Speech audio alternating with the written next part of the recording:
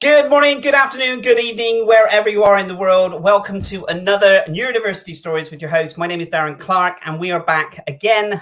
We do this every single Friday at 11 o'clock to spread more awareness around neurodiversity. And we have had some incredible guests, and we have another incredible, truly inspirational lady joining us today.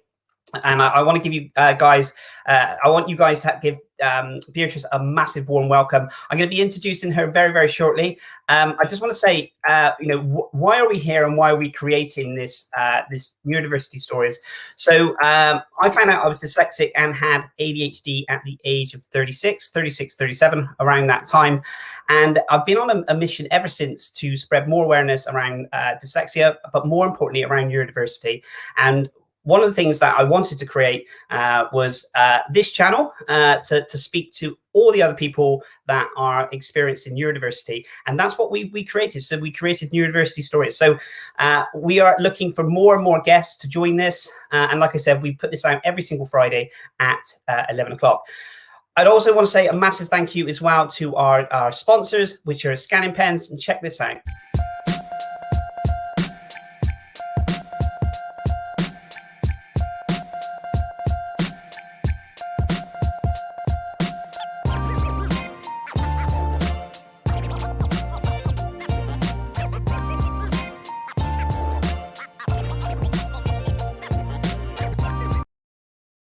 So guys, Scanning Pens are our sponsors for our Neurodiversity Stories. If you've not heard of Scanning Pens, their story is very, very, very simple. They were created to empower people of all ages, backgrounds and learning abilities with the tools they need to succeed in the classroom and the real world. So please do check them out.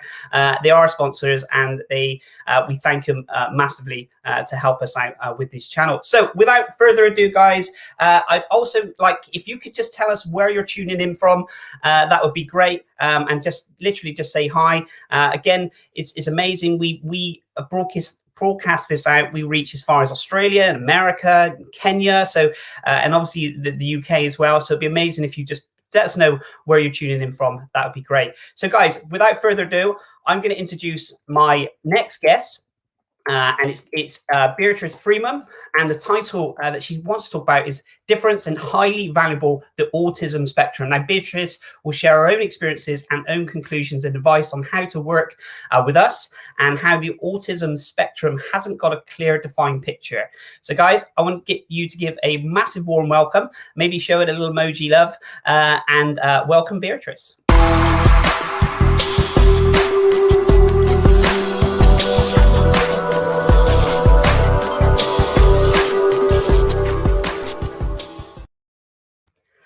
Beatrice, good morning. How are you? Oh, no problem. We've unmuted that. Beatrice, we'll start again. Good morning, Beatrice. How are you this morning, apart from being muted? Well, it's the way to start things nowadays. You're on mute. Yeah, we've done it well. I think sometimes it's kind of, if you start it off this, maybe, something, it gets people to pay a little of attention, and you'll know that being, the renowned speaker that you are. So Beatrice, I want to say a massive thank you for taking the time with us today, and it's incredible to have you on here. Beatrice, I know but snippets of your story. I know snippets about kind of what you've done and the incredible things that you've achieved. But if you could just if you wouldn't mind introducing yourself and telling us a little bit about you, that'd be great. Good morning, good afternoon, good evening, wherever you are. I'm Beatrice Freeman. I am a person of many careers, and I think if I had to sum it up, I would say I'm a communicator, which is very strange for an autistic person, but I've worked extra hard to be able to do this, and I think that's what makes me valuable, because I'm able to communicate the things that others can't do equally well. I've worked as a stand-up comedian for corporate events. Clean comedian, before you say it, no politics, no sex, no brands, no offense. I have written a book, Introverts Make Better Networkers. I've worked as a professional networker for 10 years now. And won a few awards for after dinner speaking, and in a speaker club called Toastmasters, quite high up. Just well, it's quite strange for an autistic person to actually go and compete, which I find most difficult thing out of all. But most of all, I've been trying to help others understand others. I seem to have the skill to connect with people and to explain how things are in a clear and accessible matter. I'm very happy to have this gift, and I'm very happy to be here. Thank you for inviting me. Bless you, Beatrice. No, the honor is all mine. Thank you so much, for that. If we come on to if we talk about, the topic is autism as kind of a whole, I know it's a huge topic, and I know we'll cover some aspects of that element. How, if you had to define autism, to yourself, what would that be? If you had to kind of explain autism? I have spent a lot of time on this topic. I've been trying to understand it. I've done a lot of research, and I have read what's accessible to explain it also to myself, what it is that I suffer from. And I discovered, to my relief, that it is not a mental illness. And I think this is a major thing for all of us to understand when we see an autistic person. It's not a mental illness, it's a developmental disorder.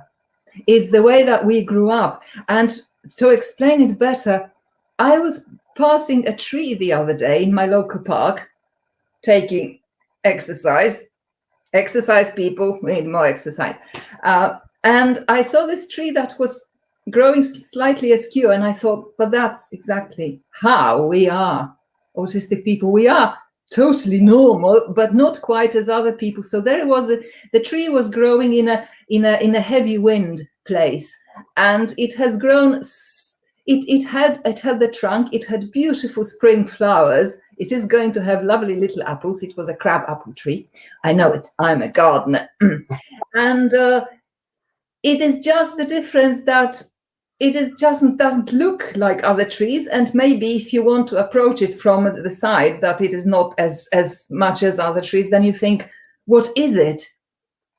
But I think the problem with autism is the confusion how to approach us. Okay. Because we are what the research says and what my experience says, it is we autistic people are more than have got IQ higher than average, and also sensitivity higher than average, which makes us very difficult to approach. Some people are afraid. And have you experienced that, Beatrice? Have you experienced that where people have maybe in the sense that they didn't know about the autism, and then they knew about the autism, and then there was a maybe a different way that they reacted to you?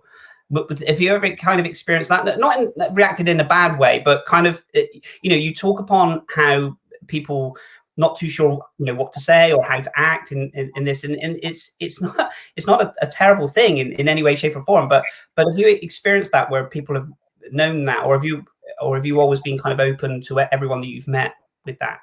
No, it's only in the recent years that I have been able to communicate this and to actually understand things about myself, because I have been confused. I have to say I've been confused. How can I be so intelligent and yet not be able to negotiate what people perceive as normal things without real effort? And from the other side of it, because I've worked as an opera singer and been on stage, professional stage, for 14 years or in all, and now 3 years as a comedian, I'm often asked, how can you be an introvert and quite high up on the autism spectrum if you are a performer? How is that possible? Yeah. Sorry, please go on. It has been quite confusing until actually 7 months ago. I was doing a keynote. I belong to a a speaker club which is called Toastmasters, and they have got a program which I completed. I was at level 5 and I had to present a keynote. And I thought I'd like to talk about something that's important to me and could be important to others. And then I thought I'll just speak about autism and my experience of it. And then I did the research and I put things together, and I realized how it is. I only, actually, Darren, you are a dyslexic person. I have to thank you. Thank you, all dyslexic people, for my observations and for me coming out, because it was you. It was you. I heard a presentation by a dyslexic person in my own club, and she inspired me to come out as who I am. It is just so eye-opening when people start talking about their own disabilities, and then you realize, oh, what if I spoke about mine? And this is how it started. And you're absolutely right. And I know we spoke a few times around this element, and I guess because I think of my dyslexia and my ADHD is kind of back in the day, kind of a personal thing to me, as in maybe at the start a negative connotation, thinking what good would it do if people knew it probably the job I'm working at, probably there'll be maybe questions raised whether I'm able to do the job. And again, a lot of this is mind talk in those aspects, but we forget, by mentioning and telling stories and doing what you're doing and sharing more awareness, the actual good that you can do to help. And I guess we also we go to the area where we think it's going to be bad, but there are so many elements where sharing the story, sharing the lived experience can be incredibly rewarding and helpful, which you've done in droves. It has been extremely rewarding. You're absolutely right. When I delivered the keynote, and it was only in August or in September last year, I felt naked. I think, is that your experience too, Darren? When you actually first said it to people, you're telling it, yeah, literally, you're fully kind of exposed in the sense of your heart and soul's kind of there, and you're just kind of you're waiting for that acceptance and say, how are people going to react to this? I was actually waiting for, really? Oh no, we don't want to know you. You are a strange person. Now that you said you're a strange person, we know you are a strange person. We don't know. But that was not the reaction. That was not the reaction at all. I was so surprised. After this keynote, I started getting emails and messages saying, Beatrice, we've got someone like that in our family. I've got a friend like this. And for years, I've been thinking how to understand them and how to be more inclusive. Now you told me what happens in your world, it is easier for me to understand. And thank you so much for doing this. So rather than what I was expecting, rather than to be labeled, you strange person, I got gratitude. And I've been overwhelmed ever since. It's just so wonderful. Wonderful.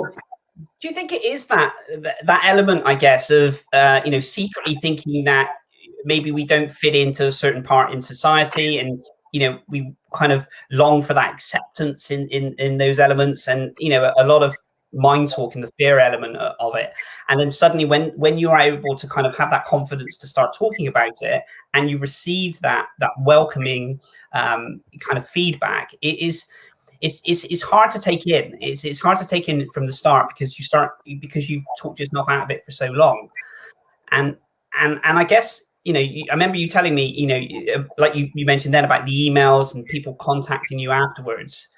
That's real life things happening, and that's life changing, and it's just a humbling thing to do, isn't it? It is. And what you just said, I just realized, because I've been thinking about what it is that you say. What you just said, that we are afraid. Well, we are all afraid that other people are not accepting us. And having disabilities, I think, we think that it is the disability that people would not understand, and it is the disability that would make us not accepted. But everyone is afraid of something. Everyone is afraid of being judged, and everyone has got that thought somewhere at the back of their mind that maybe I'm not good enough. So it is not related to the disability at all, and that was my observation. That's incredible. I'm desperate to talk to you about the opera element of your life. How did you get into that, Beatrice? Because I'm a massive fan of when I kind of talk about opera, classical music for me. Okay, classical is the pinnacle of relaxation, and it helps with my ADHD like nobody's business. I always say I don't leave the house without headphones and whenever I'm working, I've got classical music on, and it just takes me to a different dimension, I guess. It really kind of is soothing. So, but how did you get into it? Did you always have a love of doing that? Was it a passion of yours? I'm just intrigued to how you got into it. That's a very strange thing, actually, the opera thing in my life. No one ever expected I would want to be that or would become that, because there was no music in my childhood. I had what you call a terrible childhood, and I discovered music very late in life. And when I discovered it, I just went with it. As you say, it's soothing. It's just talks to your heart. And you don't have to consider any other things. You just listen to it and you feel better. So I started listening to classical music. And at one point, I listened to a sung performance. And I thought, oh, no, this is fantastic. This is so beautiful. I want to sing like this. But hold on, I have no musical education. So what am I going to do? And then I joined a choir. I joined a choir in Helsinki, a big university choir, and I didn't have to sing at all. That was the big thing of it. When you don't know if you can sing or you just love music, this was the best thing, because the choir had about 200 people, and they were so inclusive that they didn't test you. They just said, come along and sing with us. So I came along, and I probably for a few months, I just held the music and mouthed it next to people. And no one could hear me that I'm not doing it, because I was so afraid that I couldn't sing properly. And then with time, when I got the courage to sing, this terrible thing happened. A chorus master wanted to see me after the rehearsal. The chorus master came to me and he said, yes, I'd like to talk to you about your singing. I thought, this is the last day of my performance in the sky. And he said, you are much louder than other people, and you have what we call a soloist voice. And I would like you to take singing lessons, because we think you could be an opera soloist. And that, I could not believe it. I checked the date. Is it the 4th of April? Is it some elaborate joke of the university choir, secret society, that we're telling everyone who joins that they are going to be an opera singer? And then we laugh because we've got a secret recording. But no, I was actually the thing, and he helped me get training, and he took me to what they called an expert in voice, who ran a small opera company in Finland. And she said I had the voice of the generation, but it was much too late for me to have an opera career, because I should have started 10 years earlier. Oh. So that was and you've been doing it ever since, and you have a real love and passion for it. It's incredible. I mean, we talk about fear and bravery and not feeling confident in those aspects, and in everyday life, but to kind of then go into to a choir thinking I can't sing is quite a brave thing to do. And then it turned out to be incredibly rewarding because you can. It was sometimes the thing that we are afraid of go with other things that are quite easy to do. So in this case, I was a student, and there was the best social life was in the university choir.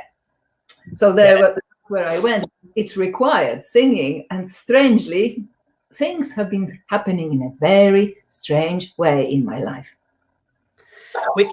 Which then takes me on to comedian, stand-up comedy. Now, people say that the fear of public speaking is one of the most fearful things. Apparently it's feared worse than death. I mean, I don't know if that's true, or I don't know how. I think the fear of death is pretty, is definitely up there as the fear. But the fear of public speaking is, as you teach people, you train people, you speak at events all across the world, and you've experienced that. But stand-up comedy, wow, that's I think to myself, that's the next level. That's really brave. That is quite brave. It wasn't my intention. Everything in life I have just ended up doing in a very strange coincidence. It wasn't my intention. Because I had been speaking so much in my job, I worked as a marketer and networker for a cybersecurity company, innovation company, and I was speaking every day because I was explaining this invention in networking mainly, but also in conferences. Someone said, why don't you join the Professional Speaking Association? Because that's what you do. Effectively, you speak. And I thought, no, I'm not a speaker. But I was intrigued, and I joined the association. And then I discovered they had a contest for new members, but I only had 3 days to prepare for the contest, because it was the last available date of the year. And I thought, there is a contest.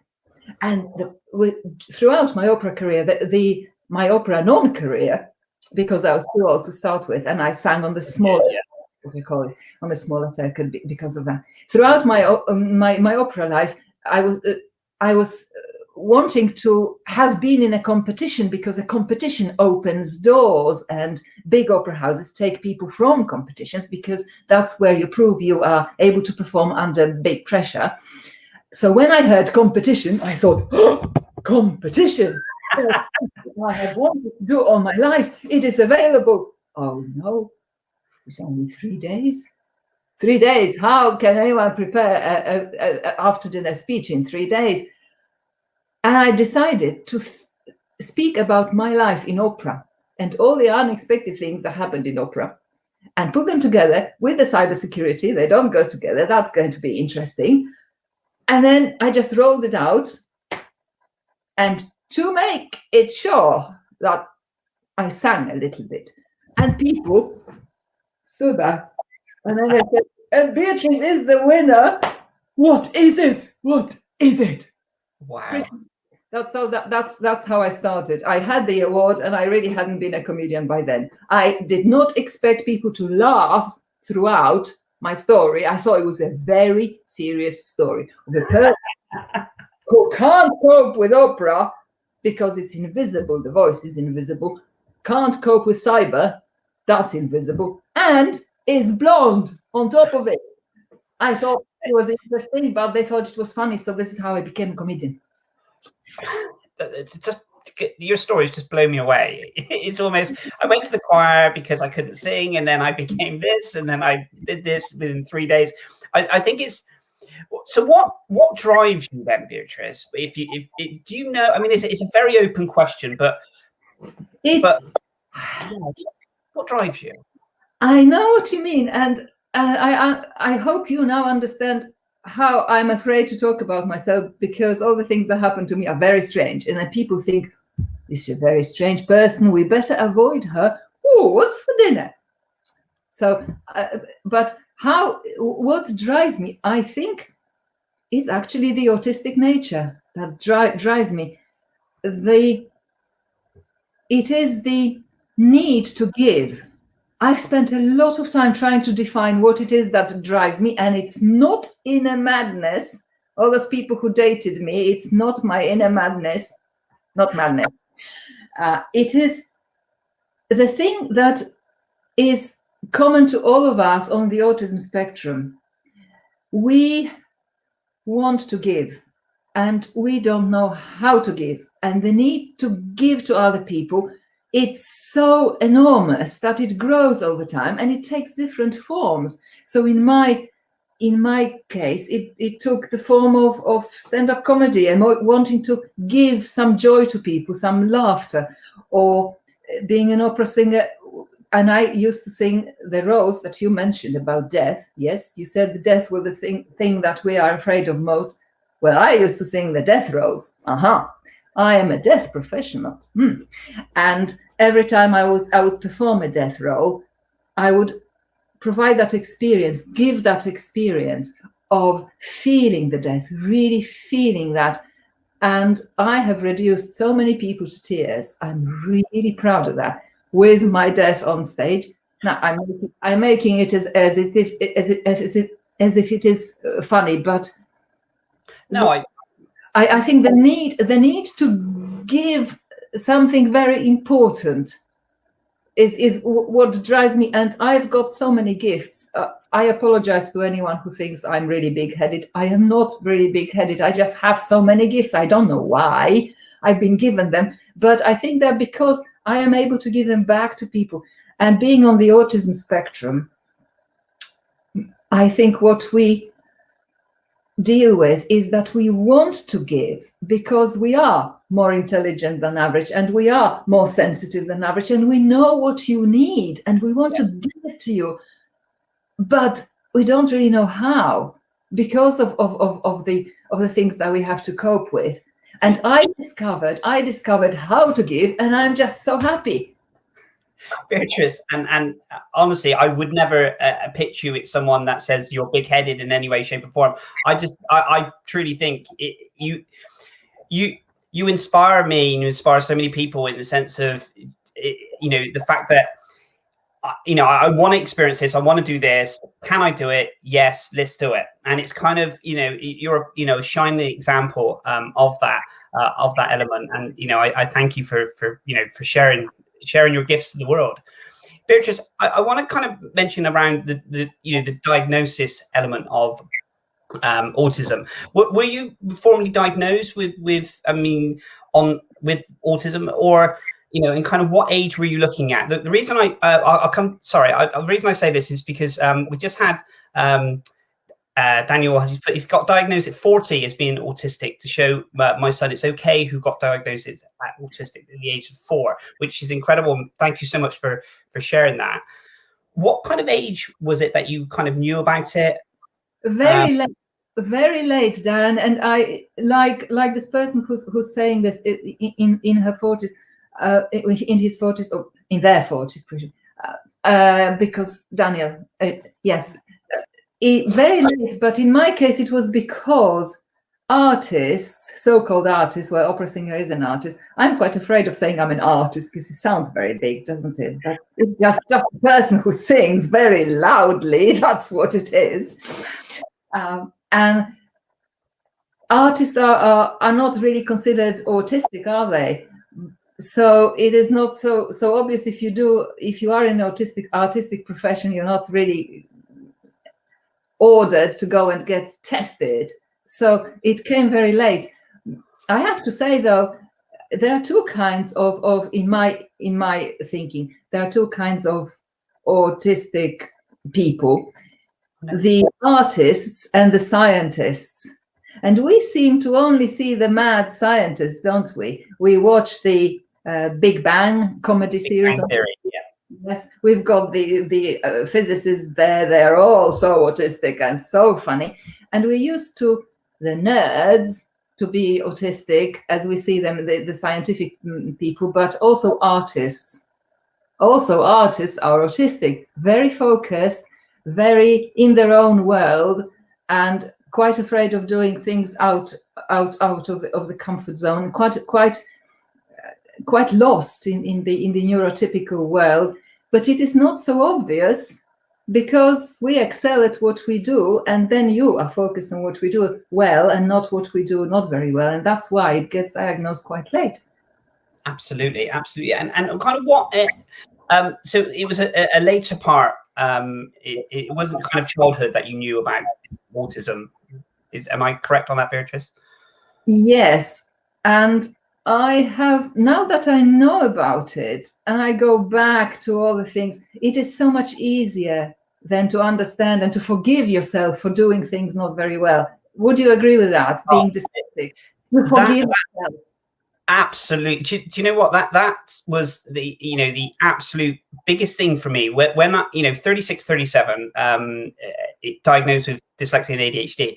It took it was a couple of weeks afterwards, those elements when I would think back where I failed at that promotion, or I struggled with the that business plan, or I struggled with this or something else and again, as we know, the way that the brain works, we don't know if it's real. So I would literally feel those feelings, and I learned to start forgiving myself, and for a lot of the things that I would struggle with from childhood, from early adulthood, but that forgiveness is it's like therapy in that aspect, that you kind of go through, because you put so much pressure on yourself, and then suddenly there's some sort of answer to some of the questions that you didn't even know that was there. That's exactly it. You put so much pressure on yourself. So now that I look back at it, I'm thinking, poor thing, you just didn't know how to do this. You didn't know how to do this. It's not your fault. I'm looking at it, how much I've been beating myself up over the years. Didn't need to be done. It is very, very well what I have done, and the things that I haven't done, well, no one is perfect. And that's one of the traits of autism, that we are perfectionists. We are perfectionists, and it's something is not absolutely perfect. We go into a meltdown. We go into a terrible, terrible meltdown. But that's a really, really small thing, but it's massive to an autistic person. Is that the element? So I apologize for cutting you off. So when you, because I think about, with my dyslexia and ADHD, the hyper focus element, I can be working on something and forget to eat and drink and just be, kind of everything, the world around me kind of doesn't exist. It's kind of tunnel vision in that sense. When you say about being a perfectionist, is it similar to that in that sense, or is it? I mean, it must be quite stressful to make sure that all the elements are all in place. How does that work?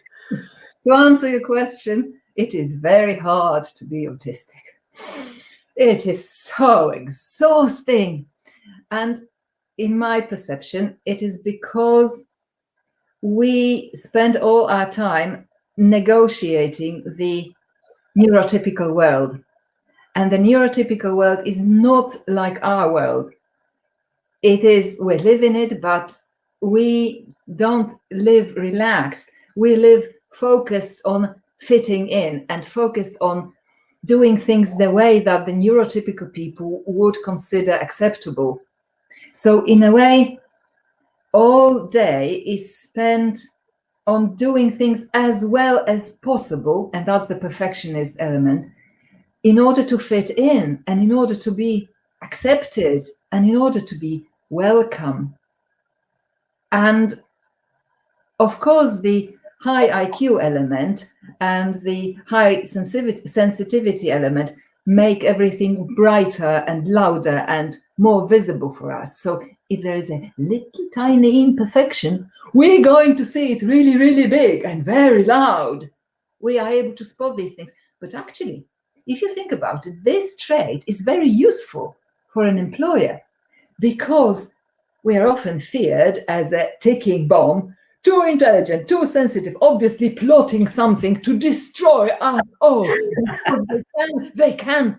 Yes, we can, but we don't want to. We want to live. We want to be welcome. We want to belong. And that, for that, to belong and to be welcome, we are prepared to do anything. Ask any autistic person if they can explain it to you, what it is that they want most. They want to belong. They want to be not feared and not treated with kid gloves. Please, people, stop treating me with kid gloves. I don't want to be treated like that. I am perfectly normal. Autism is not a mental illness. It's a developmental disorder. I just see things in incredibly loud and bright colors, and everything is personal to me, because if I fail to fit in, then it is personal. Only on Sunday, last Sunday, that's 5 days ago, I was performing in the 3rd round of a speaker competition. And I didn't go to the 4th round. And to me, it was the end of the world. It meant that I failed.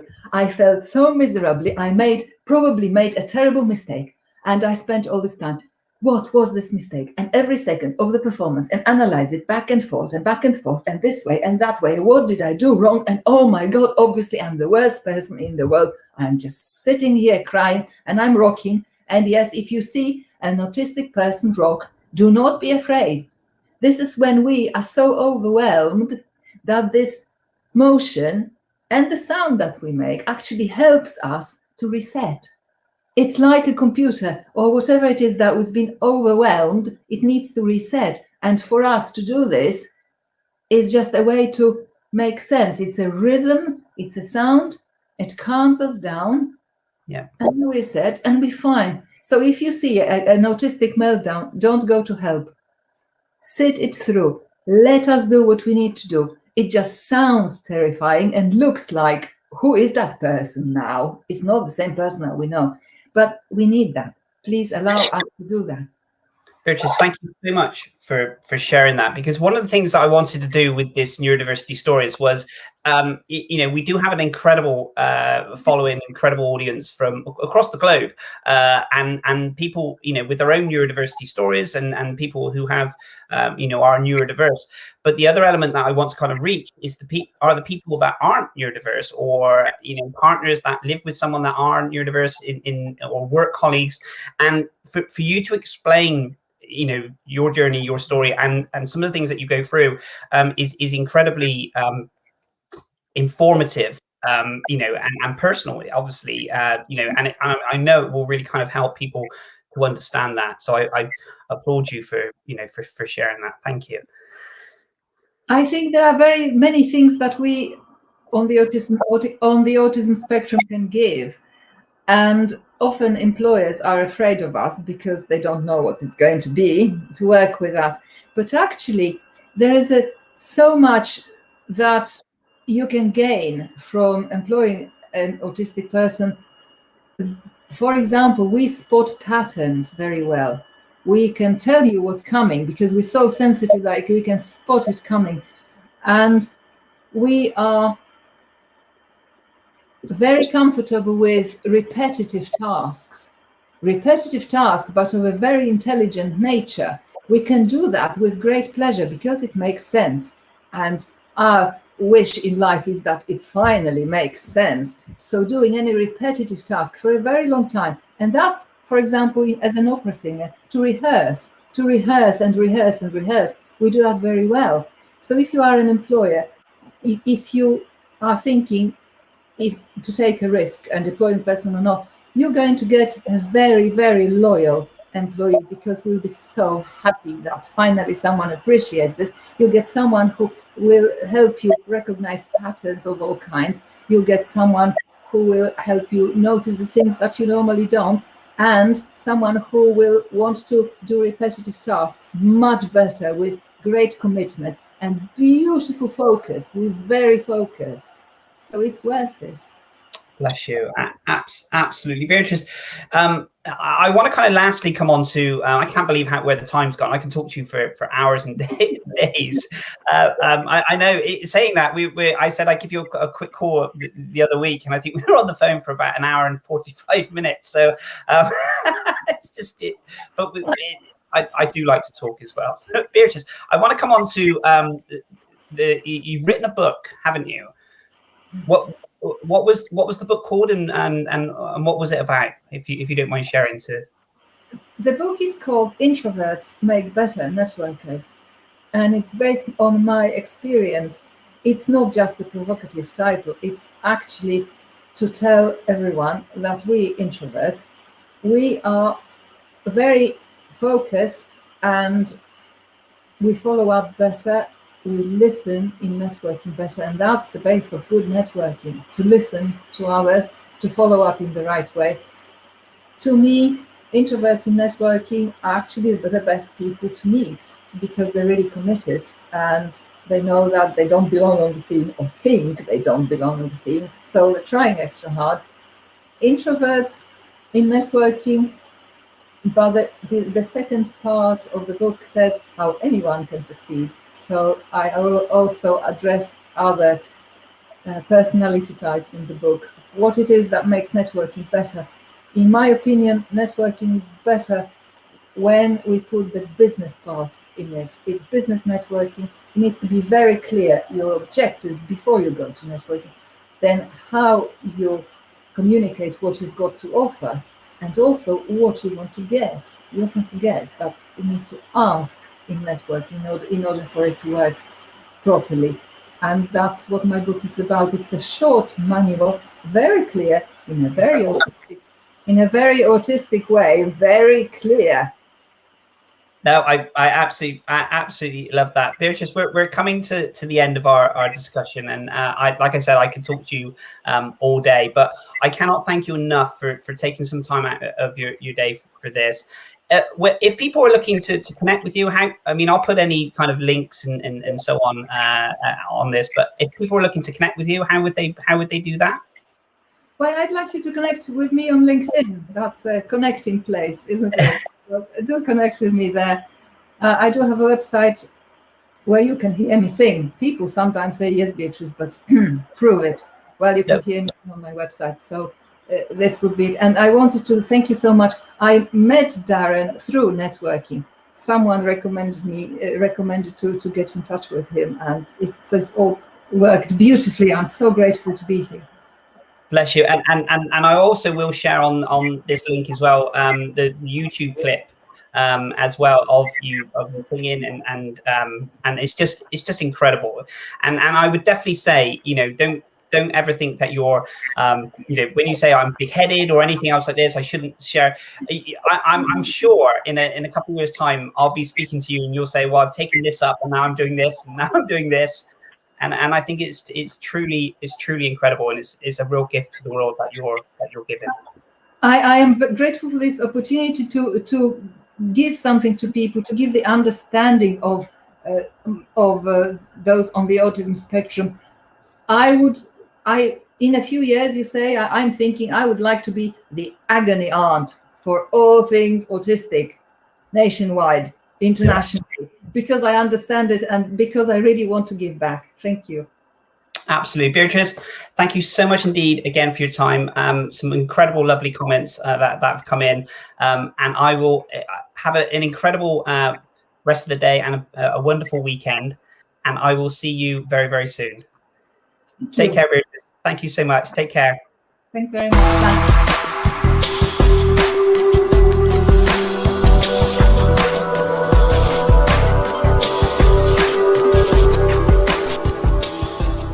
So guys, that was Beatrice. As you would have seen, what an absolutely incredible, inspirational lady she is. Truly heartwarming, the stories. And we only, again, touched on a fraction of stories that she could have possibly shared. I think if we could have turned this into a 2-3 hour show, she would have been able to share with you the stuff that she's doing in the community, but also on a global scale as well. So please do connect with Beatrice. She's an incredible lady. Thank you as always, guys, for supporting this channel and on the live chats that we do. It's really heartwarming to see your comments and people turning up every single week to watch these. If you would like to be a part of the Neurodiversity Stories, then please do get in touch. I would love to hear your stories. And guys, we will be back next Friday at the same time of 11 o'clock. Take care, guys. Have an amazing weekend, and I'll see you soon. Cheers. Bye-bye.